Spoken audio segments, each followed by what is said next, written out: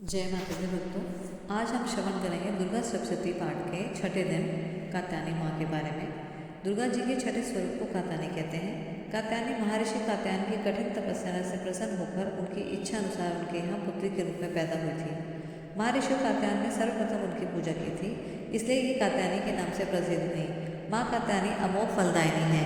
दुर्गा पूजा के छठे दिन उनके स्वरूप की पूजा की जाती है।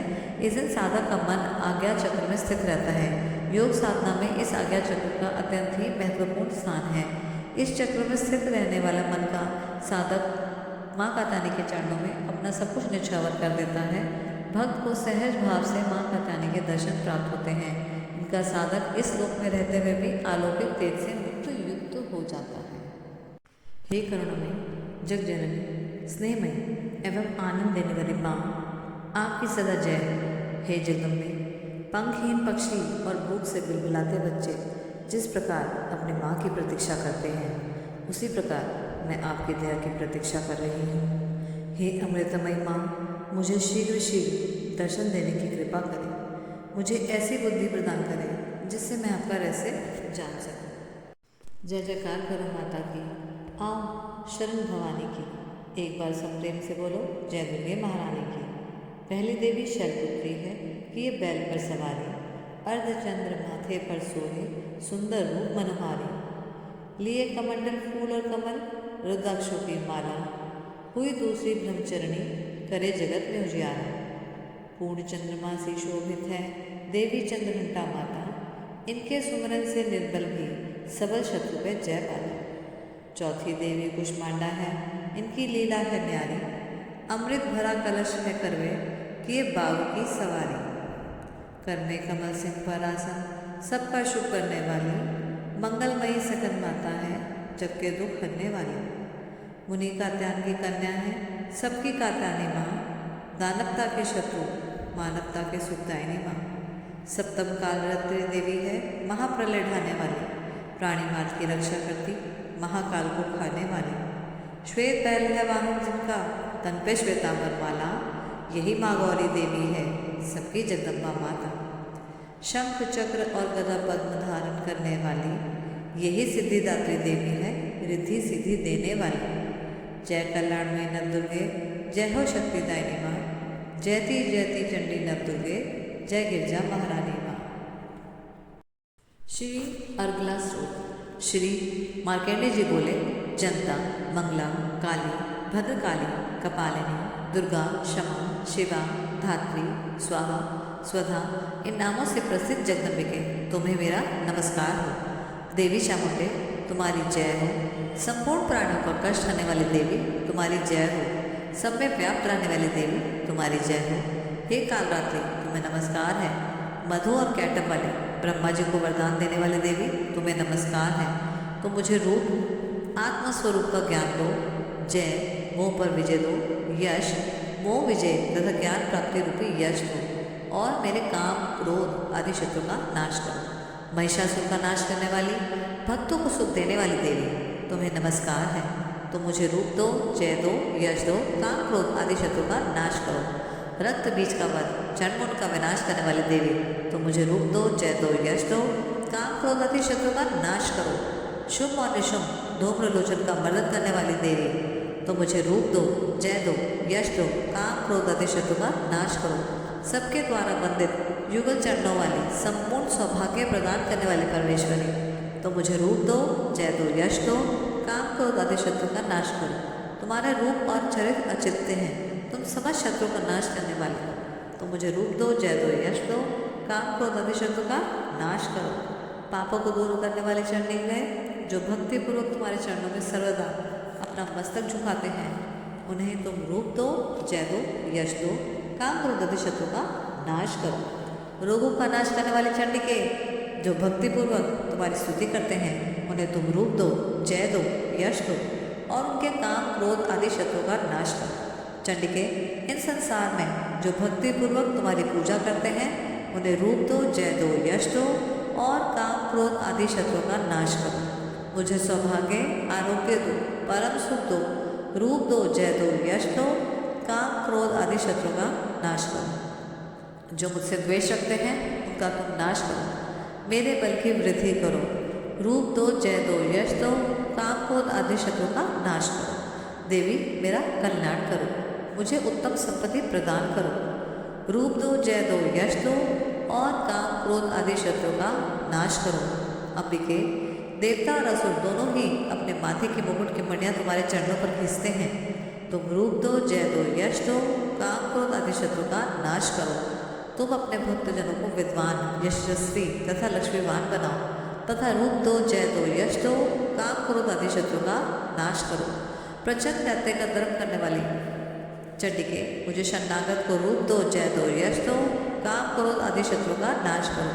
चतुर्मुख ब्रह्मा जी के द्वारा प्रशंसित हे चार भुज वाली परमेश्वरी, तो मुझे रूप दो, जय दो, यश दो, काम क्रोध आदि शत्रु का नाश करो। देवी अंबिके, भगवान विष्णु नित्य निरंतर भक्तिपूर्वक तुम्हारी स्तुति करते रहते हैं, तो मुझे रूप दो, जय दो, यश दो, काम क्रोध आदि शत्रु का नाश करो। हिमाचल की कन्या पार्वती के पति महादेव जी के द्वारा प्रशंसित होने वाले परमेश्वरी, तो मुझे रूप दो, जय दो, यश दो, काम क्रोध आदि शत्रु का नाश करो।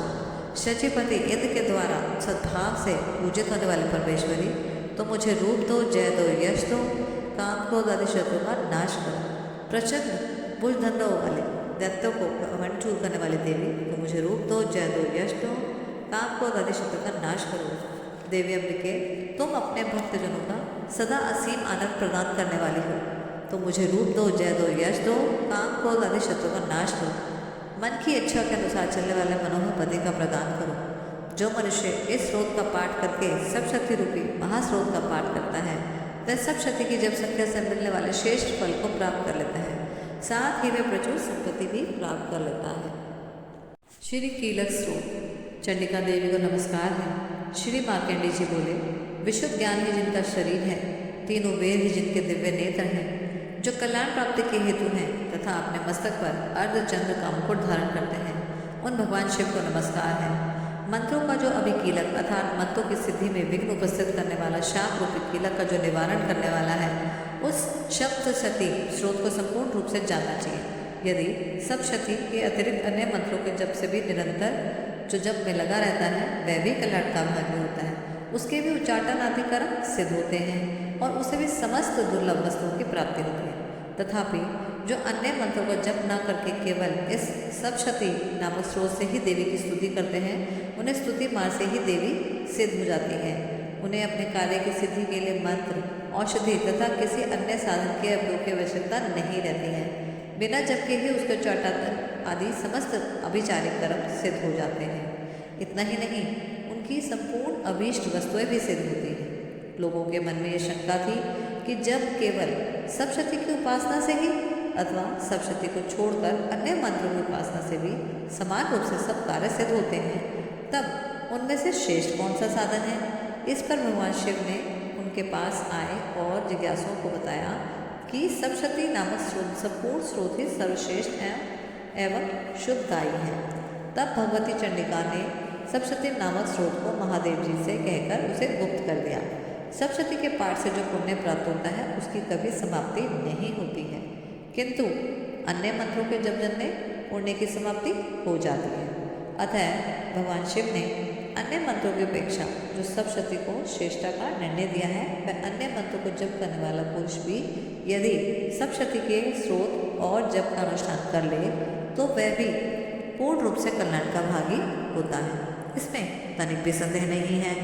जो साधक कृष्ण पक्ष की चतुर्दशी अथवा अष्टमी को एकाग्रचित होकर भगवान भगवती की सेवा में अपना सर्वस्व समर्पित कर देता है, फिर उसे प्रसाद रूप में ग्रहण करता है, उस पर भगवती माँ प्रसन्न होती है, अन्यथा उसकी प्रसन्नता प्राप्त नहीं होती है।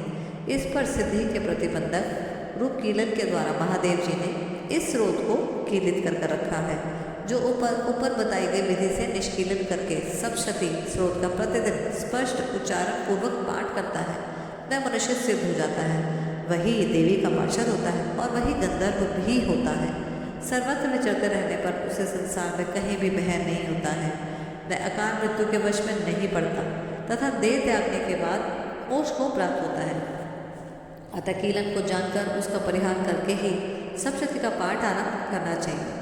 जो ऐसा नहीं करता उसका नाश हो जाता है। इसलिए कीलन और निष्कीलन का ज्ञान प्राप्त करने पर ही यह स्रोत निर्दोष होता है और विद्वान पुरुष का इस स्रोत निर्दोष स्रोत का ही पाठ आरंभ करते हैं। स्त्रियों में भी जो भी सौभाग्य आदि दृष्टि को रुचा रहता है वह भी सब इस देवी के प्रसाद का ही फल है। अतः इस कल्याणदायक स्रोत का सदा जप करना चाहिए। इस स्रोत को मल स्वर से पाठ करने पर कम फल की प्राप्ति, उच्च स्वर से पाठ करने पर पूर्ण फल की प्राप्ति होती है। अतः उच्च स्वर से ही इसका पाठ आरंभ करना चाहिए, जिसके प्रसाद से ऐश्वर्य, सौभाग्य, आरोग्य, संपत्ति, शत्रु का नाश और मोक्ष की भी प्राप्ति होती है। उन कल्याणदायी जगदम्बा की स्तुति मनुष्य क्यों नहीं करते। जय माता दी मित्रों, आज हम श्रवण करेंगे दुर्गा सप्तशती के छठे दिन के पाठ की कथा। निशुम्भ वध। राजा ने कहा, भगवान आपने रक्त बीज के वध से संबंध रखने वाला देवी चरित्र का यह अद्भुत महत्व मुझे बतलाया है। अब रक्त बीज के मारे जाने पर अत्यंत क्रोध में भरे हुए शुम्भ और निशुम्भ की क्या प्रतिक्रिया हुई, उनकी कथा मैं आपसे सुनना चाहता हूँ। श्री मार्कंडेय बोले, राजन, युद्ध में रक्त बीज तथा अन्य दैत्यों के मारे जाने पर शुम्भ और निशुम्भ को क्रोध की सीमा कहीं न रही। उसने अपनी विशाल सेना को इस प्रकार मारी जाते देख निशुम्भ ने अमर्ष में भरकर देवी की ओर दौड़ा और उसके साथ असुरों की प्रधान सेना भी थी। उसके आगे पीछे पार्श्वभाग में बड़े बड़े असुर थे, जो क्रोध से ओष्ठ दबाते हुए देवी को मारने जाने के लिए आगे बढ़ रहे थे। महाप्रक्रमी शुम्भ ने अपनी ही सेना को भी साथ लिया और मातृगण उसके युद्ध करके क्रोध में भरकर चंडिका को मारने के लिए वहां पहुंचा। तब देवी के साथ शुम्भ और निशुम्भ का घोर संग्राम छिड़ गया। वे दैत्य मेघों की वर्षा की भांति बाणों की भयंकर वर्षा कर रहे थे। उन दोनों के चलाए गए बाणों के समूह को चंडिका ने अपने बाणों के समूह से तुरंत काट डाला और शस्त्र समूह को वर्षा करके इन दोनों दैत्यपतियों के अंगों को भी चोट पहुंचाई। निशुम्भ ने तीखी तलवार और चमकती हुई ढाल लेकर देवी के श्रेष्ठ वाहन सिंह पर मस्तक पर आघात किया। अपने वाहन को चोट पहुंचने पर देवी ने शुभ्र नामक बाण से निशुम्भ की शेष तलवार को तुरंत ही काट डाला और उसकी ढाल को भी, जिसमें 8 चांद जड़े थे, उसे खंड खंड कर दिया। ढाल और तलवार के कट जाने पर उस असुर ने शक्ति चलाई, किंतु सामने आने पर देवी ने चक्र से उसके भी 2 टुकड़े कर दिए। अब तो निशुम्भ क्रोध से तिलमिला उठा और उस दानव ने देवी को मारने के लिए शूल उठाया, किंतु देवी ने समीप आने पर उसे भी मुक्के से मारकर चूर्ण कर दिया। तब उसने अपनी गदा घुमाकर चंडी के ऊपर चलाई, परंतु वह भी देवी के त्रिशूल से कटकर भस्म हो गई। तदंतर दैत्यराज निशुम्भ को फरसा हाथ में लेकर आते देख देवी ने बाण समूह से उसे घायल कर उसे पृथ्वी पर ही सुला दिया। अपने महाप्रक्रमी भाई निशुम्भ को धराशायी होने पर देख शुम्भ को बड़ा क्रोध आया और अंबिका का वध करने के लिए वह आगे बढ़ा। रथ पर बैठे बैठे ही उसने उत्तम आयुध से सुशोभित अपनी 8 अनुपम भुजाओं से सारे आकाश को गुंजा दिया और धनुष की प्रत्यंचा से वह अति दुस्सह शब्द करने लगा। साथ ही अपने साथ ही देवी ने भी शंख बजाया और धनुष की प्रत्यंचा से अति दुस्सह शब्द करके अपने घंटे के शब्द से, जो समस्त दैत्य सैनिकों का तेज नष्ट करने वाला था, संपूर्ण दिशाओं को गुंजा दिया। तदंतर सिंह ने भी अपनी दहाड़ से, जिसे सुनकर बड़े गजराज अत्यंत महान मद का भी चूर हो जाता है, आकाश देव विशेष 10 दिशाओं को गुंजा दिया। फिर काली ने आकाश में उछलकर अपने दोनों हाथों से पृथ्वी पर आघात किया और उसे ऐसा भयंकर शब्द हुआ जिससे पहले कभी कोई शब्द नहीं हुआ था और बाकी के सभी शब्द शांत हो गए। तत्पश्चात शिवदूत ने दैत्यों के लिए अमंगलजनक अट्टहास किया। उन शब्दों को सुनकर समस्त असुर ठर्रा उठे, किंतु शुम्भ को बड़ा क्रोध आया। उस समय देवी ने उस शुम्भ को लक्ष्य करके कहा, अरे दुरात्मा, खड़ा रहे। तभी आकाश में खड़े देवता बोल उठे, जय हो, जय हो। शुम्भ ने वहां आकर वहां ज्वालाओं से युक्त अत्यंत भयानक शक्ति चलाई। अग्निमय पर्वत के समान आती देख उस शक्ति को देवी ने अपने दिव्य प्रभाव से दूर हटा दिया। उस समय शुम्भ के सीनाथ से तीनों लोग गुंजा उठे। राजन, उसकी प्रतिध्वनि से वज्रपात के समान भयानक शब्द हुआ, जिसने अन्य शब्दों को घेर लिया। शुम्भ के चलाए हुए बाणों को देवी ने और देवी के चलाए हुए बाणों को शुम्भ ने अपने भयंकर बाणों द्वारा सैकड़ों हजारों टुकड़े कर दिए। तब क्रोध में भरी चंडिका ने शुम्भ को शूल से मारा। उसके प्रहार से मूर्छित होकर वह पृथ्वी पर गिर पड़ा। इतने ही निशुम्भ को चेतना हुई और उसने धनुष हाथ में लेकर बाणों द्वारा काली देवी और सिंह पर घायल करना शुरू कर दिया। फिर उस दैत्यराज ने 10,000 भुजाओं बनाकर चक्रों के प्रहार से चंडिका को आच्छादित कर दिया। तब दुर्गम पीड़ा का नाश करने वाली भगवती दुर्गा ने अपने क्रोध में भरकर अपने बाणों द्वारा उन चक्रों तथा बाणों को काट गिराया। यह देख निशुम्भ दैत्य सेना के साथ चंडिका का वध करने के लिए हाथ में गदा लेकर आगे बड़ी वेग से दौड़ा। उसको आते ही चंडी ने तीखी तलवार धार वाली तलवार से उसकी गदा को शीघ्र ही काट डाला। तब उसने शूल हाथ में ले लिया। देवताओं को पीड़ा देने वाले निशुम्भ का शूल हाथ में लिए देख चंडिका ने बड़े वेग से चलाए हुए अपने शूल से उसकी छाती छेद डाली। शूल से विदूर्ण हो जाने पर उसकी छाती से एक दूसरा महाबली और एवं महापराक्रमी राक्षस खड़ी रह कहता हुआ प्रकट हुआ। उस प्रकट हुए दैत्य की बात सुनकर देवी उठाकर ठटकर हंस पड़ी और खड़क से उन्होंने उसका मस्तक काट डाला। फिर तो वह पृथ्वी पर गिर पड़ा। तदंतर सिंह अपने दाड़ों से असुरों की गर्दन को कुचलता हुए खाने लगा। यह बड़ा ही भयंकर दृश्य था। उधर काली और शिवदूती ने भी अन्याय देवता को अभर्षण करना आरंभ किया। कुमारी की शक्ति से विदीर्ण होकर कितने ही महादैत्य नष्ट हो गए। ब्रह्माणी के मंत्रपूत जल से निस्तेज होकर कितने ही भाग खड़े हुए। कितने ही दैत्य माहेश्वरी के त्रिशूल से छिन्न भिन्न होकर धराशायी हो गए। वैष्णवी ने भी अपने चक्रों से दानवों को विदीर्ण कर दिया। इंद्री के हाथ से छूटे गए वज्र से भी कितनों के प्राण हाथ धो बैठे।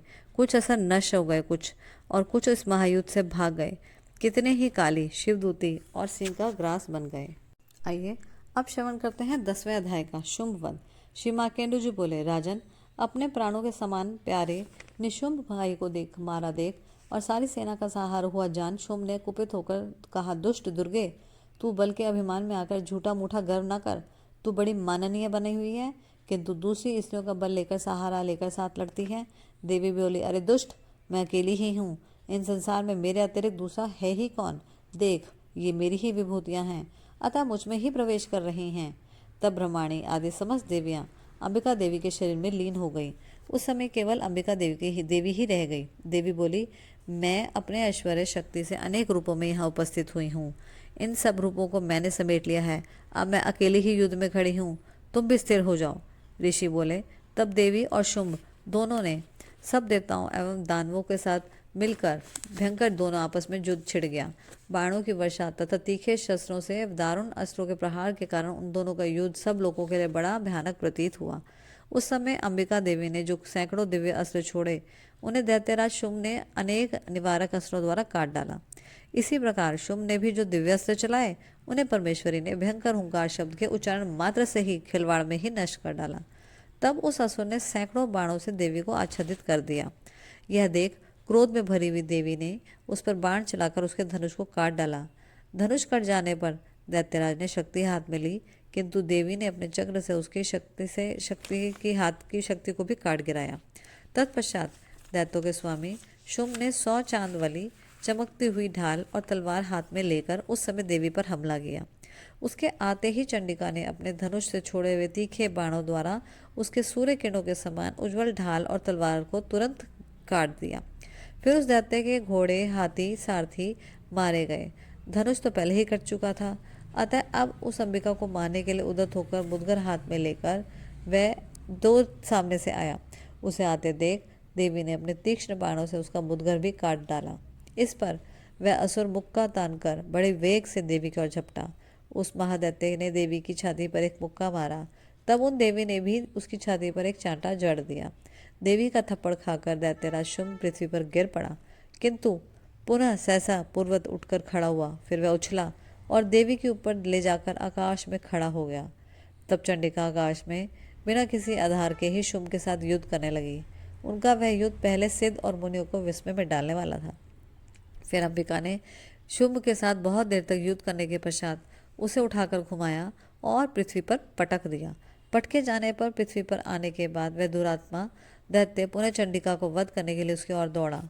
तब समस्त दैत्यों ने राजा शुंभ को अपनी ओर आते देख देवी ने त्रिशूल से उसकी छाती बेध कर उसे पृथ्वी पर गिरा दिया। देवी के त्रिशूल से के रूप के धार से घायल हो जाने पर उसके प्राण पखेरु उड़ गए। वह समुद्रों, द्वीपों एवं पर्वतों सहित समूची पृथ्वी को कंपाता हुआ पृथ्वी पर गिर पड़ा। उस दुरात्मा के मारे जाने पर संपूर्ण जगत प्रसन्न एवं स्वस्थ हो गया। आकाश स्वच्छ दिखाई देने लगा। पहले जो उत्पात सूचक मेघ और उल्कापात होते थे, वे सब शांत हो गए। उस दैत्य के मारे जाने पर नदियां भी ठीक मार्ग से बहने लगी। उस समय शुंभ की मृत्यु के बाद संपूर्ण देवताओं का हृदय हर्षातिरेक से भर गया। गंधर्वगण मधुरम गीत गाने लगे, दूसरे गंधर्व बाजे बजाने लगे और अप्सराएं नृत्य करने लगी। पवित्र वायु बहने लगी, सूर्य की प्रभा उत्तम हो गई, अग्निशाला की बुझी हुई आग भी अपने आप प्रज्वलित हो उठी, संपूर्ण दिशाओं के भयंकर शब्द शांत हो गए।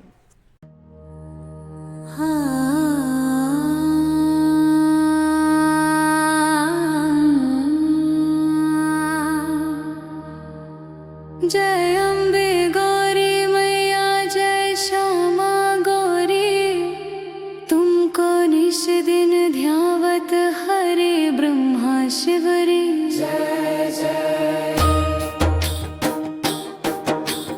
जय जय माँ, जय जय माँ, जय जय माँ, जय जय माँ, जय जय माँ, जय जय माँ, जय जय।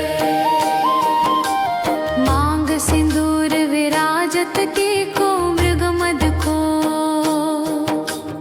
उज्ज्वल से दो नैना चंद्र वदननी को। हाँ तेरी कृपा की ज्योति हर दिल में समाई, जो भी नाम जपे तेरा उसकी बिगड़ी बन जाई। कनक समान कलेवर रक्तांबर राजे, रक्त पुष्प गलमाला कंठन पर साजे। केहरी वाहन राजत खड्ग खप्पर धारी, सुर नर मुनि जन सेवत तिनके दुख हारी। जय भक्तों के संकट हरने वाली माँ दयालु, तेरे चरणों में मिलता जीवन का हर सुख फल। कानन कुंडल शोभित ना सागरे मोती, कोटिक चंद्र दिवाकर राजत समज्योति। जय शुंभ निशुंभ विदारे महिषासुर घाती, धूर विलोचन नैना निश दिन मदमाती। अंधकार मिटा कर जीवन में उजियारा, तेरे नाम से चलता जग सारा ये सारा। चंड मुंड संहारे शोणित बीज हरे, मधुकैट भदो मारे सुर भयहीन करे। ब्रह्माणी रुद्राणी तुम कमला रानी, आगम निगम बखानी तुम शिव पटरानी। ओ नव दुर्गा रूपों में शक्ति तुम ही समाई, तेरे दर्शन से हर मन में भक्ति जगाई। 64 योगिनी गावत नृत्य करत भैरो, बाजत ताल मृदंगारू, बाजत डमरू।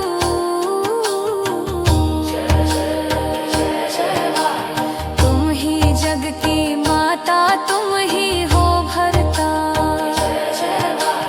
भक्तन की दुख हरता, सुख संपत्ति करता। भुजाचार अति शोभित वरम मुद्राधारी, मनवांछित फल पावत सेवत नर नारी। जय कंचन थाल विराजत अगर कपूर बाती, श्रीमाल के तुम्हें राजत कोटि रतन ज्योति। जय जय माँ दुर्गे, जय जगदम्बे प्यारी, तेरी महिमा गावे दुनिया सारी।